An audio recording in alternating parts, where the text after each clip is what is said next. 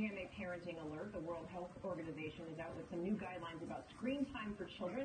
Our chief medical correspondent, Dr. Jennifer Ashton, is back with more on this. Good morning again. So tell us about these new recommendations. The World Health Organization falling in line with other professional organizations because every person who has a little person in their life is dealing with screen time now. So let's break it down. Their new recommendations, basically in keeping with other guidelines, but they're saying 0 to 2 years of age, no screen time, 0. From 2 to 5, 1 hour maximum in a 24-hour period. And I should also add, this isn't just about screen time. They're also making recommendations about sleep, saying that 0 to 5-year-olds should get 10 to 14 hours a day, and activity, up to 3 hours of physical activity a day. And most of the time, if you're looking at a screen, you can't be sleeping or physically active. So what defines screen time? I think that's a question a lot of parents have. Is it TV? Is it computer? Yeah. Is it the tablet? Because they're hoping that they have one device that's kind of out of the picture. Literally anything with a screen. TVs, computers, iPads, smartphones, anything with a screen qualifies.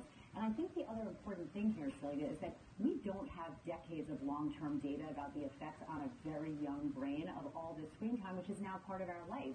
So there can be pros and cons. There can be educational devices. Clearly, it's not all bad or all good, but in this very vulnerable time period when brains are actively and aggressively developing, we really want to err on the side of caution. We just don't know the long-term effects yet. But you know, every parent out there who struggles with this is going, okay, there are some pros, because we've got to talk about the realities of parenting and caregiving.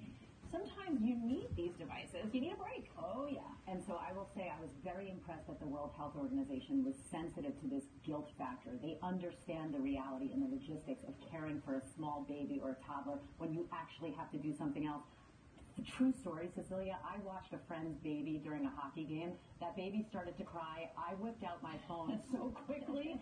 So we have all been there. But I think Doctor's orders. I've never done that.